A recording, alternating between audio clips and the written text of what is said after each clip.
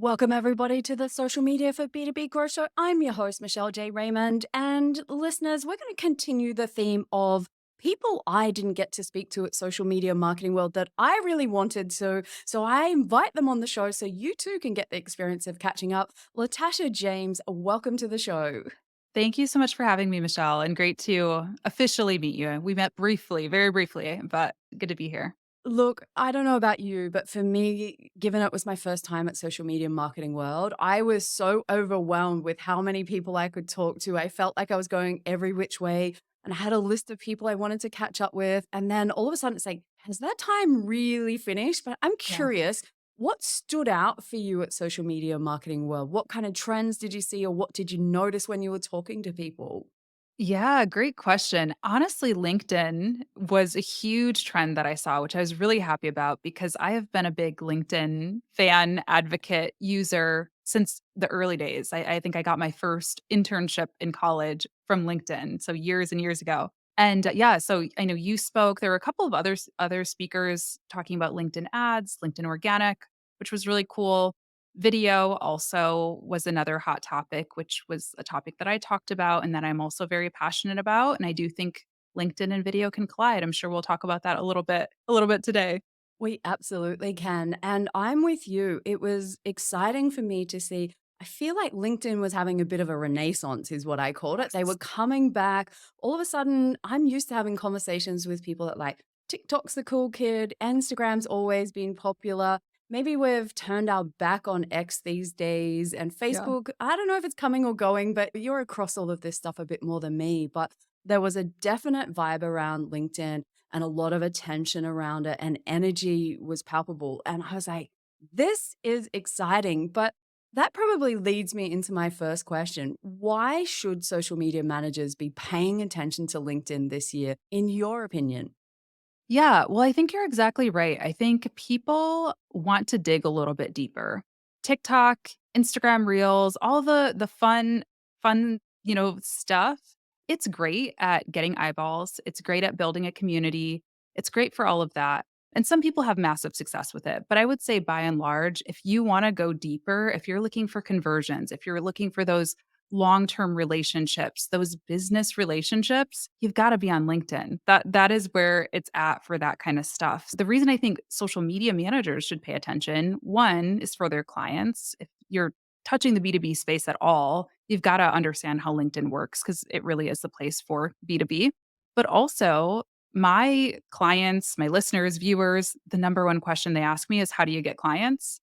And my number one answer is create a LinkedIn account. Like start there. If you don't have a LinkedIn profile yet, it's going to be really challenging to sell to people, sell your services to people who don't even know that they need you or just are not in that room, so to speak. LinkedIn users, they're the decision makers. They're the people who you need to be talking to and building relationships with. Absolutely. And if people aren't familiar with your YouTube channel, it is amazingly impressive. There's over like close to 200,000 subscribers or just over at the Latasha James. And I'll put the details in the show notes because you should go and check it out, listeners. Even if you're not a social media manager, if you're someone creating your own content, there is so much you can learn from Latasha's updates. And I've been binge watching a little bit of it to research for this show. And I was even stuck watching a video and got sprung when you jumped onto this, recording. So I actually agree with you because it is the place where the decision makers are. I think, especially for small business owners, if you're a social media manager that's going out on your own, I think it's a great level up for your credibility. But I find, Latasha, that sometimes for social media managers, that may be new and jumping out to go on their own. They're really confident when it comes to other platforms. They've probably been creating content themselves on those other platforms. And LinkedIn feels like the final frontier that they need to conquer, Yeah. maybe a little hesitant. Do you have Yep. any advice for people that are a bit like, yeah, we know you both love it, but Yeah. I'm not so sure. I'm sure you have that come up in conversations a lot as well. Absolutely. I'll be honest, I don't know what it is, but I think LinkedIn is just very intimidating. It even is for me sometimes still, like I'll log on and be like, "Wait, what what do I post today? I don't have anything super insightful or smart to say." So it can just be a little bit intimidating. There's so many amazing, smart, talented people on LinkedIn. So sometimes you can feel very small fish, big pond. And so to that, my advice that I try to follow myself as well is be yourself. It's very simple advice.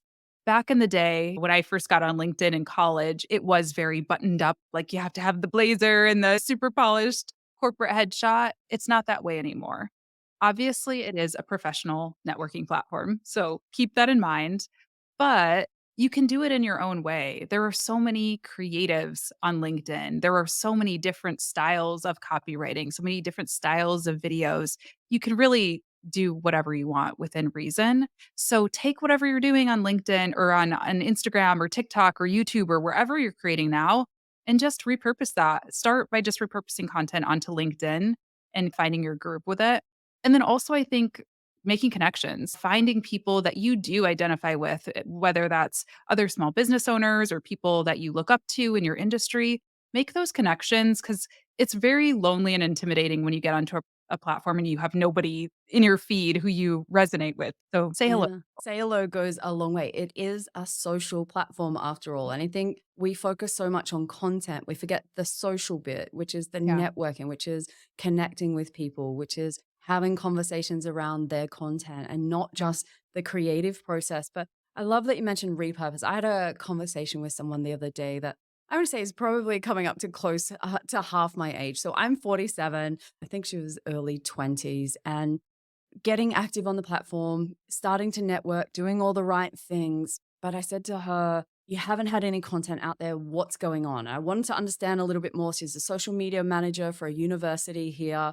She's done all the background. I know she knows what's going on. It's like, what's stopping you? Turns out she creates a lot of cool content on for reels and short form video, but Yeah. didn't think it was appropriate for LinkedIn. I was like, heck no, bring it across and let us start seeing some creativity. And we're going to talk about short form video a little bit later in the show about where I see LinkedIn's going. And I know you'll have some pretty strong opinions on that. But I think there is that vision of LinkedIn, how it used to be, or maybe how we all got started on it. For me, it's nearly 10 years ago.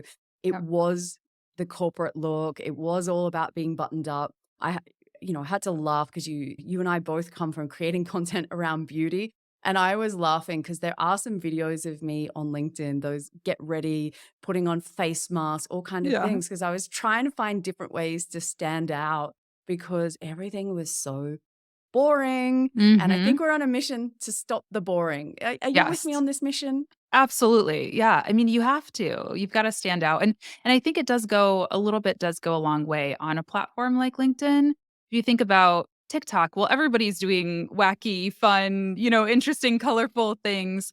LinkedIn is a little bit more subdued. So, when you do post something that's a little bit more creative or a little bit more out of the box, it goes a little further for you, I think. It really does. A little bit of creativity. And like you said, you don't have to go over the top and be like full blown edutainment. You Yeah. can just change up things a little bit. I found my speaker series that I did a range of content leading up to social media marketing world was probably the most casual content that I've created in a long time. A lot more behind the scenes kind of content.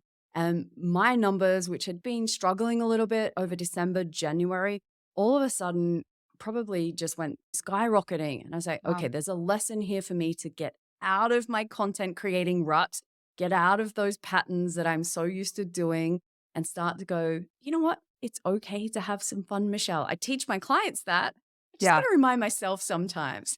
I'm the same way. I do not listen to my own advice, and I wish I would. Yeah. Look, and we all go through that moment where we think Mhm. everybody's judging us. They won't think I'm as professional. Will someone think that if I'm funny on a video that I can't be smart as well when I'm Right. training the company? Those things are all in our own heads, and Absolutely. that's the thing. I co-wrote the LinkedIn branding book, and we started our whole framework with mindset. It is Mm. so common for people to get stuck and not Yep. even get started Yep. because they're so fearful of how other people will judge them. But let's talk about the content that's actually on LinkedIn. Yeah. What kind of content do you recommend that social media managers might like to try to get brand visibility, either for their own business or maybe for their clients? Yeah. There's 2 things I'm really excited about right now. First, I'm really excited about the written word, which I think most people know LinkedIn for their regular kind of status updates or regular post updates. But I think the newsletter features are really exciting and the articles that you can write. I'm very into that. I think we're seeing the pendulum swing a little bit from this super fast, quick, trendy video content to where we see Instagram threads, for example, is popping up, really growing really quickly. And I think people in general are looking for more writing. They're looking for a little bit more of thought-provoking content. They're looking a little bit longer form. And what's cool about LinkedIn newsletters, as I'm sure you very much know even better than I do, is it brings you this subscriber base that you already have just based on your LinkedIn profile. So if you've been building a LinkedIn profile, casually adding coworkers, colleagues, friends, etc. over the past few years, they're going to get a notification when you start your newsletter and invite them to hear about it. Whereas if you're starting a newsletter on MailChimp or Flowdesk or whatever, you got to start from scratch. And it is a slow grind at building that. So I'm really excited about that. And then I am also just really excited about video. I'm always excited about video because, as you know, and I've built my whole business around video, it really is the next best thing to face.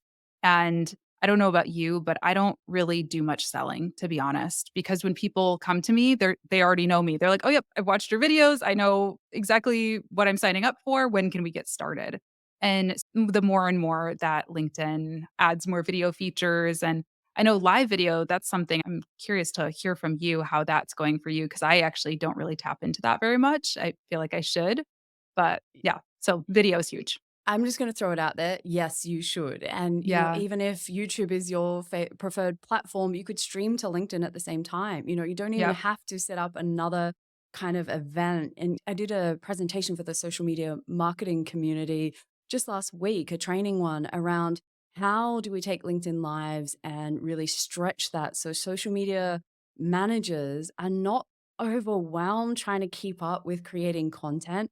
I found some stats that content marketers are spending around 33 hours of their work week creating content. It's like, Wow. so when you add in meetings, you add in, I don't know, maybe you're not having lunch, but I get hangry if I don't eat lunch. But Yeah. if you add all of life in on top of that, there's no reason to expect people to be able to keep up with those demands. So Yeah. repurposing LinkedIn Lives, big fan. Yeah. Huge fan of newsletters. They are my two favorite things Yeah. on LinkedIn. Absolutely. LinkedIn are going in all in on LinkedIn newsletters. Why are they doing that? For exactly what you said. People are in B2B buying situations are looking for genuine thought leadership, original thought leadership, not Yep. copy and paste blogs that you find. It infuriates me, Latasha, when you go and ask Google a question because you want an answer, because you're looking Yep. to buy a product, and it doesn't matter which website you go to, there's Yep. nothing independent. It is Mhm. literally keyword fest, no real answers, and no one's willing to actually say, you know what, I didn't like this about this particular product. It didn't Yeah. work for me, but I liked all of these bits. So, yeah, newsletters for me. I would say to people, if you have a reasonable number of connections and followers, so, by that, I would say probably a couple of thousand at least, then switch it on. Yeah. And in my experience, you'll get roughly 30% of your connections and followers will become subscribers, which, if you've got a decent number of connections, that's an immediate, like, huge win. I know people say it's rented land and you should have your own, and I'm not against that. But for some of us, myself included, that I just haven't got there yet. There's a lot of things on my to-do list, and creating it off the platform is one of it. But, I'm up to around 7,000 newsletter subscribers on LinkedIn. I don't know how long Nice. that will take me to build off LinkedIn, but I'm pretty sure it's not going to be overnight. Absolutely. And you can do both. You can always Yeah. do both. That's I'm just Yeah. exploring the LinkedIn newsletter feature for myself. And so I started a different newsletter. I have my social media management newsletter, which I've been building for years. On LinkedIn, I'm actually diving more into the content creation side, the content marketing side, just to tap into a little bit of a different audience and try something new. So you can do both. You don't have to only do one and build on rented land, as you say. Yeah, absolutely. And it's a great tool to repurpose the content that you've already Mhm. got out there as well. which is the reason that I love it. If I've got the podcast episode going out, or maybe I've had a great post that sparked interesting content, embedding YouTube videos, which is going to be a big winner for someone like yourself who has, I'm pretty sure your videos don't happen in 5 minutes. I can Yeah. see the amount of production work that goes into them. So Yep. we've got to try and stretch how much we can get out of that and squeeze every last drop. Oh, so Absolutely. newsletters and video are your two favorites. And okay, let's talk video content because Yeah. I know that's definitely one of your fortes and strengths. Now, recently, I've seen some posts going around on LinkedIn where there is a TikTok style feed. So, think your For You page. And it's all about these short form 30, 60-second type videos. So, basically, on LinkedIn, there would be a dedicated feed just for these videos, is my understanding of how it works. That's what it ends up looking like in the finish. I'm not sure yet. But Yep. ultimately, a small group of testing short form videos on LinkedIn. Now, once upon a time, they tried stories, which they got from other platforms, Yep. and that crashed and burned. Do you think these short form TikTok style, reel style, YouTube short style videos will fly on LinkedIn now? Yeah. It's a great question. I'm very curious to see how it goes. Like I said, I feel like just culturally is we're kind of going the other way. We're going a little bit more long form, a little bit more written word. At the same time, I try not to be a total cynic and be completely anti short form because I think it has its merits. People are busy. LinkedIn users are busy. They're working people. So I think if we're going to think about short form on LinkedIn, we've got to think of it as the snack, right? But there has to be a meal after the snack. We can't just leave people hungry, leave people with a little taste. So use short form, repurpose the stuff that you've been creating for TikTok or YouTube Shorts or Instagram or wherever, but make sure that you are still investing in these things that we're talking about: newsletters, longer form videos, live videos, profile optimization, so that when people see your name in their feed, they have something to go back to. It reminds me of YouTube. I'm a YouTube dinosaur. I've been on YouTube for 10 years. And so when YouTube Shorts came out, I was like, "Oh my gosh, what does this mean? Is it going to turn into TikTok?" And I don't think it has. It's just a complement to it. I'll repurpose my short form, I'll chop up my long form over onto shorts. And what's nice what they've done is they've actually enabled you to link to your long form YouTube video from the short form. So that way when people find me, they go back to my profile, and if they really like what I'm saying or are really invested, they end up becoming subscribers and watching the podcast in long form. So I think it'll work similarly on LinkedIn. So use it to your advantage if you can. And like you said, by doing something like what you do with your show, you have the content. You just got to chop it up and throw it on there and see what happens. It's been interesting because, and I'll get your take on this as well. When I watch all the comments around the post around this, I'm going to call it the TikTok style feed Mm. because I don't know what they're actually going to call it, Yeah. but let's call it that on LinkedIn. What I'm seeing is people on LinkedIn, I'm going to say old school users that have been around for a while, tend to be going, we don't like that the content is showing in a different feed. Now, Mhm. my brain is going, thank God there's a different feed because our existing one is so cramped. Why do you see that? If it's in a separate feed, is that a good thing? Are we just going to be scrolling mindlessly? Or do you think, oh, exciting, it's a fresh place to stand out? I think a little bit of both, to be honest with you. So, my user behavior, I don't go on the short form feeds because they are so addictive and so powerful. And that scares me a little bit, to be honest. As a marketer, I guess maybe that's a good thing. As a human, sometimes that's where the interests divide a little bit. But yeah, I think we have to also be honest about the fact that not all consumers like the same things. There are people who are diehard short form Gen Z that is very TikTok, very short form. They're working people now. There are going to be our colleagues, our peers. There may be types of content that appeals more to them than somebody who's an older millennial, a Gen Xer, a boomer. Maybe we want to read our articles in peace, but I think it's nice to have those separate feeds personally so you can make that decision for yourself. I think it will be a little bit out of both columns, and it won't be for everyone. There are going to be people that are going to embrace it and thrive, and there are going to be people that grumble about it. And I call that the this isn't Facebook crew. They'll be the ones going, please don't change LinkedIn. I like that it's evolving and they're trying new things because I Yeah. think that's a good thing for anybody in life to try new things and see how they fit. Yeah. The interesting parts, and I'm with you, I don't need any other distractions in my life. I'm pretty good at doing that all by myself. Look, shiny light, there's a mirror ball in the background. It's hard for me to stay focused, but as you said, switch hats, trying to keep attention of others. Maybe this is a cool way. So I'm Yeah. excited to see how it plays out from the perspective of the research shows that the demographics on LinkedIn are roughly 65% 25 to 34-year-olds. That's Yeah. the content they've grown up with. That's the content they're comfortable creating. They're probably doing it on other platforms and giving them tools. And that's where my question mark is on LinkedIn, how they kind of bring it across. Yeah. But if it encourages more people to get active, because, the conversation I had recently, like that I was just mentioning, where, she was kind of scared to put that creative content across onto LinkedIn. I love the idea of it creating a new space where people feel comfortable to put it out there because yeah, I just think it takes so much effort to make those videos. That's why I don't do those fancy little shorts videos because when I look at it, I'm like, just let me type. I can type really fast. But if Yep. you want me to, even if I use all the fancy tools, like whether it's like CapCut or InShot or any of those, it's still taking me far more time than I can type. And I and look at it the other way and I'm going, that's as much as I love words. I would love to read long form all day, every day. But we're not all the same. And I think Absolutely. that's an important point. I guess watch this space. We'll see what We'll happens. see. Yeah. Anything else you want to add on to this or any tips or short form videos for people that you might want to throw out there?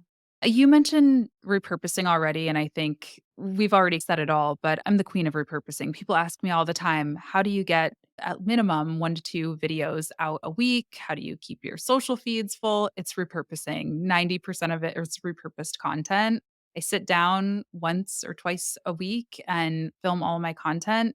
And I think what you're doing again is super smart with the live video, even because that's probably even saving you so much time, for, don't have to do as much post production and stuff. So I think if you're overwhelmed with, especially with video content, start with one thing, start with that, and then repurpose either up or repurpose down. And even for the newcomers, like the Gen Zers, for example, who might be new to LinkedIn, if you're creating TikToks, you can still repurpose that into an article. The process is a little bit different. You're not going to be actually chopping it up, but you can take those concepts and expand those out into multiple paragraphs and turn that into a newsletter or an article. So I encourage people to just work with what you've already got. You don't have to reinvent the wheel. And because I think when you're building brand visibility, it's almost like saying the same thing 100 different ways to remind people to get that message across and stay top of mind. Yeah. And I think we cut things off too quickly and say, oh, well, someone might have already watched the LinkedIn live recording with Michelle and Latasha. So I better not post about the YouTube video or I better not tell them the podcast has gone live. Do you think that every time you post, everyone gets to see it, everyone remembers it, everybody was logged in at that time? If only social media Yeah. was that easy. If only it didn't feel like we were always trying and trying. But the fact Yeah. is, it's so hard to stand out. And I think, Latasha, one of the things that comes up for me, the social media managers, is right now I'm a specialist on LinkedIn. All I need to learn about is how fabulous LinkedIn. And yes, I've got other platforms that I also have going, like for the podcast and YouTube channel, but they're to the side a little bit. But social media managers, especially if you're working for clients, they've got to be across everything. And I don't know how they're getting it all done, if I'm completely honest. And I read a few Reddit forum comments and posts, and it broke my heart because these people are now doubting themselves that Yeah. they don't know what they're doing. They've lost their confidence because they can't keep up with it all. And I'm there just going, oh no, you had no chance in the beginning of trying to be like across everything. But if we try and narrow that focus down on LinkedIn specifically, and we could talk about all the platforms all day, but what things do you think that social media managers should put on their must do list when it comes to LinkedIn? Yeah. I think it starts with a profile, which sounds so simple. But even myself, I'm like, I need to go in and do a good LinkedIn audit for my own profile because I haven't done a deep update in a while. There are so many new features that have popped up probably from the time that you first started your LinkedIn account or that your client has. You can add your portfolio, you can link your website, you can verify your profile. Like there's so many little tweaks. Just spend an hour or so auditing your profile to make sure everything is really working the way it should be and that your customer journey or your audience journey is working. Because if people find you, let's say from a short form LinkedIn video, TikTok style video, and they like you, where do they go? If the link is broken, if they can't figure out how to book a call, if they can't figure out what you do in the first place, that is basically a wasted view. But if there is a seamless process where they can opt into an email list or they can book a call or learn more about you, that's when you start to see results. And I think to that point, my second thing is what I see often with my students is analytics. It's knowing what those KPIs are, those key performance indicators, and measuring them and communicating them with your client regularly. So don't hide from the analytics, try to make sense of them. I we talked about a tool I use earlier off camera, but Metricool is what I use. They have an amazing reporting feature in there so you can pull your LinkedIn company page analytics and explain that to your client. Hey, here is why we're investing in LinkedIn because we drove this many website clicks or because we're getting this many eyeballs on our content or pulling out those highlights and even those lowlights so that you know where to improve. If you're posting a certain type of content and it's not performing, you need to know that and be able to change course as opposed to just keeping going and closing your eyes and just hoping it turns around. So knowing your numbers is huge. Absolutely. And the foundation of LinkedIn is your LinkedIn profile. All roads lead back there, whether it's because your photo shows up when you write a comment, whether we can see your headline when you're doing a post, whether it's you're reaching out to message someone, whether there's so many different ways that all roads lead back there, which is so important. And I'm on a bit of a mission to stop people from underselling themselves on their LinkedIn profiles. I have the privilege of working with some of the most amazing people around the globe. But when I looked at their LinkedIn profile before we fixed it, I was like, I don't think I'd hire you for an entry level job. And Yep. it makes me want to cry because these people are brilliant, changing the world to make it a better place in all kinds of different ways, doing cool things that no one else has ever done before. And the LinkedIn profile, at best, is maybe updated the last time they went for a job, maybe. Yeah. Most of them have contact details which are out of date.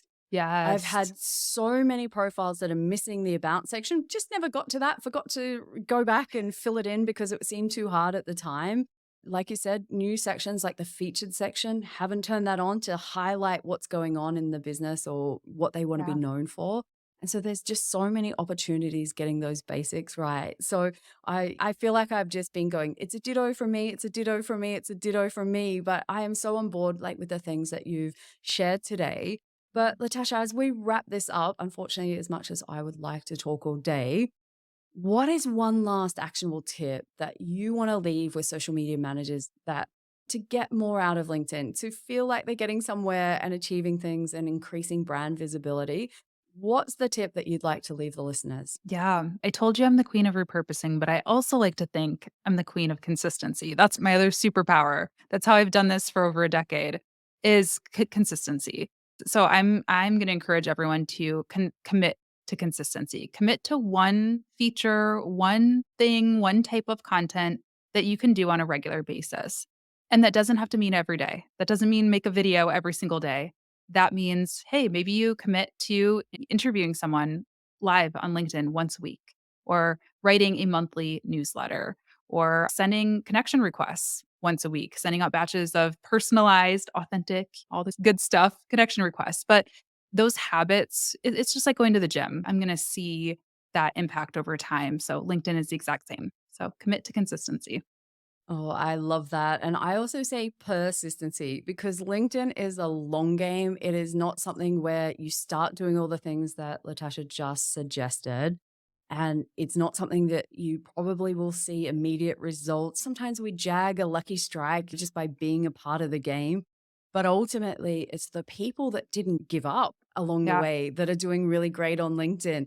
The ones that were consistent and persistent because LinkedIn can be pretty hard to get started on. I'm just throwing that out there. Like, it is not a place that rewards you when you're new. It's not trying to help you that much. You have to find your people and build those communities.